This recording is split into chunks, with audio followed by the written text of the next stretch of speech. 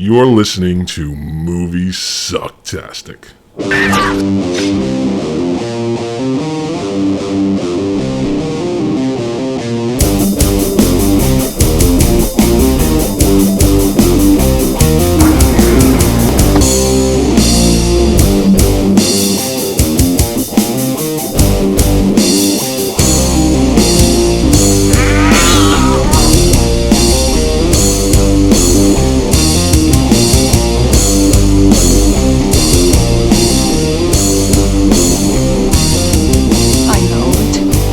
It all sounds like some bad movie.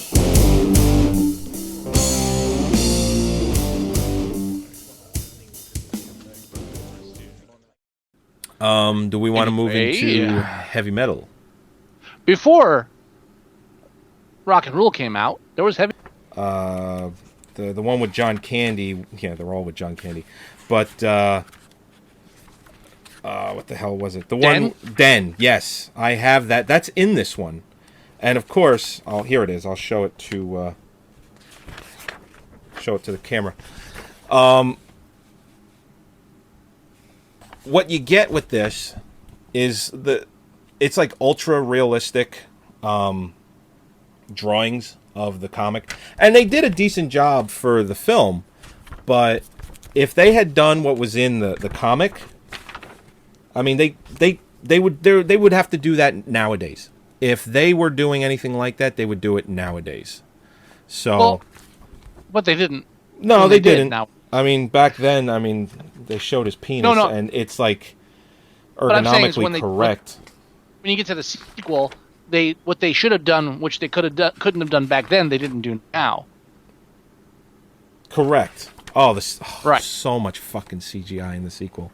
Well, we'll save that. We'll save that because we're gonna shit on it. Now, the only thing that really holds heavy metal together is the anthology format. And this was right? September 1977. That's what this issue's from. It's one of the first ones. I think it was the first 2-3 years. Anyway, sorry. Yeah, you're right. The whole anthology of it is what saves the movie. Because you really can't watch, as they proved with the sequel. Any one of these things drawn out into an hour and a half, hour 45. It's like, okay, the gimmick's over after the first half hour. As the former owner of, I'm pretty sure was the former owner of Metropolis Comics once told me, you can only sit there with your dick in your hand watching the animation for so long before you're like, okay, I get it. It's great animation. Give me something else. Right. And so, everybody has their favorite spots in the movie. Oh, yeah. Sure. One has their most favorite, their least favorite. I love the... personally, go ahead. is the B-52 bomber. That's my favorite one. You right. know? That's just...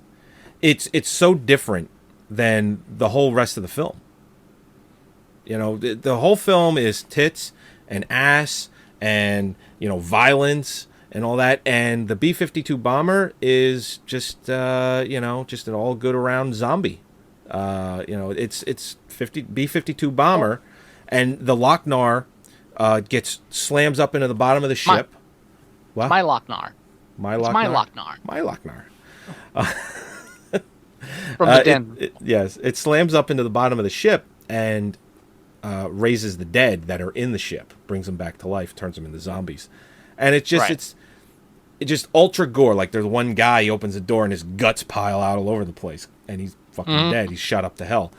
And it's also got a different tone and feel to it as the other ones. And that's the great thing about the anthology part is every one has its own flavor to it, and you're not just plodding through this 2-hour animation fest.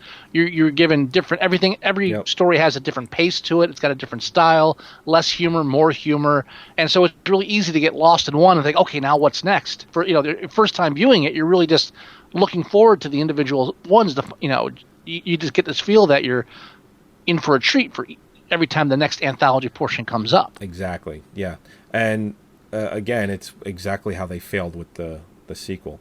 But with this one, like what you're saying with the anthology, every single one, even though a lot of the same teams of animators worked on this, you're right. They went through a painstaking process to try and make each one look a little different.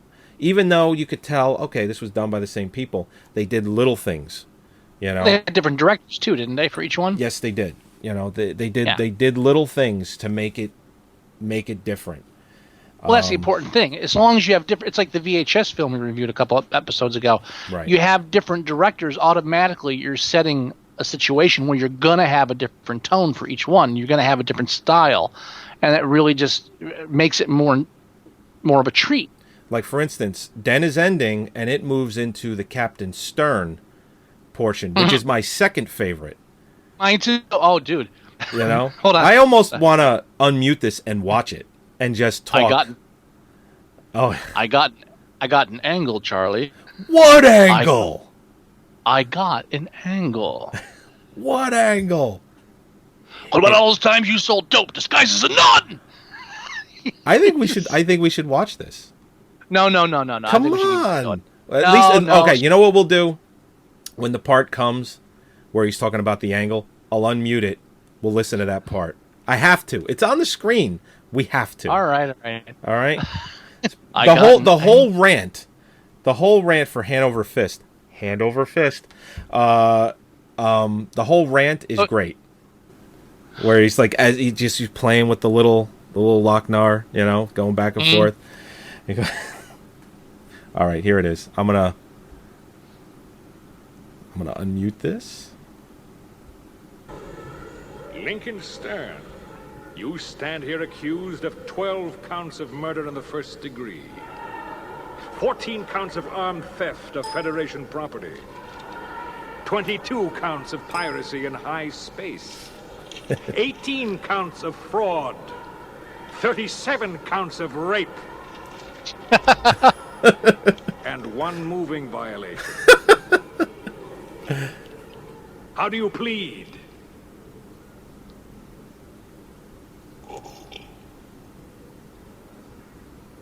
Not guilty. Is it bad that I laughed more at the rape part? And 1 moving violation. Not guilty? Are you nuts? It's okay, Charlie. I got an angle. Call the first witness.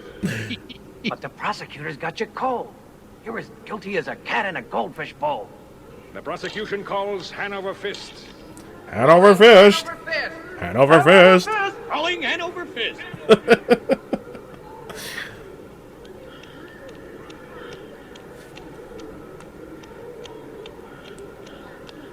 I just love the quick look he gives at the screen when he's walking. Change the plea to guilty. Throw yourself on the mercy of the court. I told you, Charlie. I got an angle. But the most we can hope for is to get you buried in secrecy so your grave don't get violated. Plead guilty. Shut up, Charlie. I got an angle. What angle? Great writing. Oh, yeah. State your name for the record. I am Hanover Fist. You know the defendant, Captain Stern? Yes, I know Captain Stern, and never did there live a kinder, more generous man. I promised him 35,000 Zuleks to testify on my behalf. He's an overflowing cup, filled with the very cream of human goodness. In all the time I've known him, he's never done anything immoral. See? Unless maybe the preschooler's prostitute ring. And he's never done anything illegal. Unless you count all the times he sold dope disguised as a nun. He's always been a good, law-abiding citizen. Oh, give me a break! Of the Federation and Shut up! Shut up! Shut up! a community-conscious individual. Stern! He's nothing but a low-down, double-dealing, backstabbing, larcenous, perverted worm. Hanging's too good for him. Burning's too good for him. He should be torn Hanover. into pieces and buried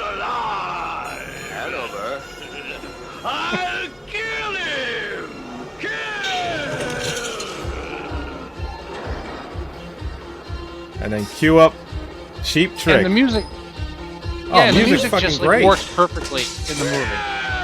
Oh, yeah. Fucking A. Turn that down. All right, I'm going to mute it. Don't worry. All right. I had to do it. I'm sorry. You got to remember, too, we're doing a live show that people will be able to go into and watch later. Come on. We're talking it up. It's on the screen. You got to give them something. Give me a break. Come on. Come on. Come on. You know the funny thing? Burning's too good for him. Hanging's too good for him. When I saw this when I was a kid, for some reason, the part where he says all the times you sold dope disguised as a nun, for some reason, I thought he disguised the dope as a nun. I mean, I was like, what, 9, 10? I don't know. Yeah. Oh, wow. That's funny. Disguise the dope. That would be great. If, you could go back. You know what? Someone should do that. Someone should get, a bag of whatever. Say whatever it is dope. Now you're getting crazy. And just put a fucking... Come on. Do that. What? Get a bag of dope. Doesn't have to be real dope. Anyway. Dress it up like a nun and just play it next to that. Come on. It's funny. Now, what's your least favorite part of heavy metal? The end, the very last one. The one with her. Thank you. Me too. Wow, dude, it's like scary how in sync we are in this. Me too. The whole, what is that one called? That's the Grimaldi, right? No, that's the first one, the taxi driver. No. Grimaldi. Grimaldi is the guy that picks up the Lochnar at the end of the taxi driver one. I thought Harry Canyon was the taxi driver one. Yeah, but the one guy, his name is Grimaldi. Hold on, I have it up right. The Grimaldi segments was the Hanover Fist. Was it Tarna? Tarna. Yeah, you got Harry Canyon, and Grimaldi is he's the bad guy. The guy. Well, he's not the bad guy. He's the guy that buys the Lochnar off her at the end of that segment, and then where she double crosses him. But Tarna, let's see, Harry Canyon, Tarna. It is Tarna. That's the very last one. That's the one that builds up through the whole film, and that's the one with the ooze where they get buried in the ooze and then they're all they're all evil. She rides in like a pterodactyl type thing. It's the cover of the box and the poster. That's Tarna. It's the bookends. It's the beginning and the end of the movie. Yes, the movie. Right. Correct. That's your tying link to the whole film, basically. Yeah. Now the weird thing about that too, and most likely based on the copyright issues they had with the music, when she walks into the bar, they're playing Devo. What song are they playing? Oh, Devo, they're playing Come on. What the fuck is the name? Hold on, give me 1 second. I know it. Don't tell me. I know it. Just give me 2 seconds. One of my favorite songs to sing on Rock Band, by the way. When they go in, the fuck are they playing? Devo, they're up there, and they're going, Taking a Ride. You're cheating now. Taking a Ride. What? How am I cheating? It's Taking a Ride. Not Taking a Ride. Devo, that's not a Devo song. Oh, no, that's Don Felder. What am I talking about? We're Through Being Cool. We're through being. Is that the name of it? Through Being Cool is the song. Yeah, they play it for like 30 seconds. But on the soundtrack, they do Devo's Working in a Coal Mine. Working in a Coal Mine. It's not on the soundtrack. Working in a Coal Mine's on the soundtrack. Through Being Cool isn't. Through Being Cool is not. Right. So that's like the one song that somehow, for some reason, didn't make it to the soundtrack. Is it on the cassette that I have, but not on the CD? No, I can't. I had cassette. Yeah. Yeah, that can't be right. It was 4 CDs. I had the cassette too. Yeah. So that was like the one thing I always remembered that always bothered me because I'm a Devo fan. Yeah, I love Devo. I liked every song they did in the film too. Mm-hmm. Oh no, I Working in a Coal Mine. They played that during the credits. That's the only time you heard that. Right, but Through Being Cool is in the film itself. So how come that's not on the soundtrack? Always bothered me. It's I used to listen. Copyright. I used to listen to that soundtrack. We're lucky we have a soundtrack, to be honest, with all the shit that they went through. Right. I used to listen to that soundtrack walking to school every day. Oh, the heavy metal soundtrack? Yeah, it was like a half-hour walk, so I would burn through like one side of the cassette each way. Cool. Over and over again. Veteran of 1,000 Psychic Wars. Blue Oyster Or Veteran Cult. of the Psychic Wars. Blue Yeah, Oyster I Cult. love that song. Great song. You know what? That could be my favorite song on the album. It's mine. It's yours? That's mine, yeah. Hands down. Yeah. You know what? Taking a Ride, which is the one they played during the 52 Bomber, is a very close second for me.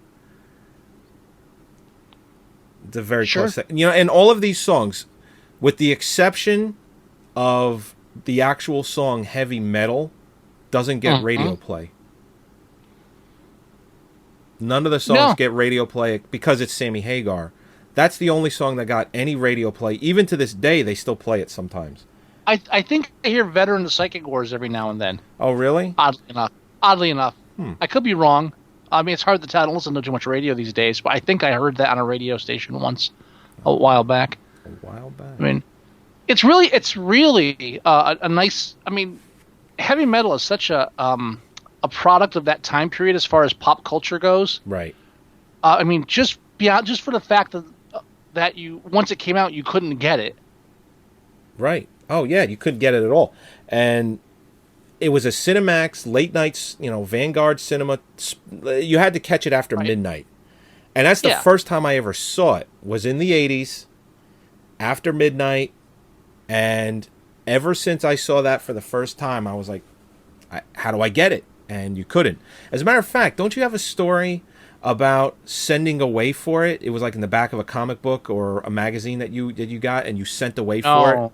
Or is that my story? Else. It's somebody else, because I recorded it off of Cinemax. I did too. I have, you know what? That's my story. That's my story. I sent away for it. Hey, it's so long ago. Just be happy I even remember this. All right? This is like 25 years ago. Am I the Italian one, or are you the Italian one? What does that mean? Who's Italian here? I am. Oh, it is your story then. Go ahead. The fuck? What? That didn't make any... How are you forgetting that's your story? If it's your story, how are you associating that with somebody else? I remember there was a story of somebody sending away for heavy metal and then getting a letter back saying that we are not releasing this, and the money was refunded. Or actually, to be honest, I don't even know if I got my money back.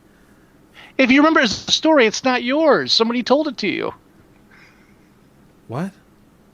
If you remember a story... Listen, it was only one of two people's stories. It was either your story or my story. I thought it was yours. We can't go trading stories like that. That's not going to work for me. I'm sorry. It was either yours or mine. And if you said it wasn't yours, it's got to be mine. But who else could it be? I don't remember anybody else. Maybe it was Bujna. This is a scary conversation. Think it was Bujna? Was it Bujna?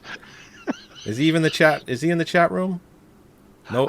I'm not in the chat room. I have no idea. He's not in the chat room. The great thing about the movie when it came out too is not only did it have that cult status based on what it was, it had an additional cult status based on the fact you couldn't get it, and also you didn't have to be into music to be into it. You didn't have to be into animation to be into it. So it was like that nice middle ground between the different kinds of geeks and different kinds of culture, where it was really a universal mix between the two. Yeah, I mean, and it's a cult, cult status even to this day and forever. Like this is the scene. This is the scene that's on now. And I'll point her out when she comes on the screen. This is the cartoon that I challenged you, because you challenged me to Going Ape, and the girl that's in here reminded me of the love interest in Going Ape, because of the hair that she had, the way it was shaped, the way her face is shaped. I mean, from the neck up, because the girl obviously in heavy metal has gigantic breasts, whereas the girl I didn't notice. No, you didn't notice? Whereas the girl from Going Ape, is normal sized. Well, anyway, from the neck up, they could be twins. And it just, the whole time I'm watching Going Ape, I'm like, this person looks like somebody. And then it hit me when he told her he wanted her to dye her hair red. I'm like, fuck, Heavy Metal. So that's when I got the idea to challenge you. I was thinking Lucille Ball. No, you weren't. No, honest. You were? Oh, that's too bad. Yeah. Lockdown, you got some splaining to do. You got splaining.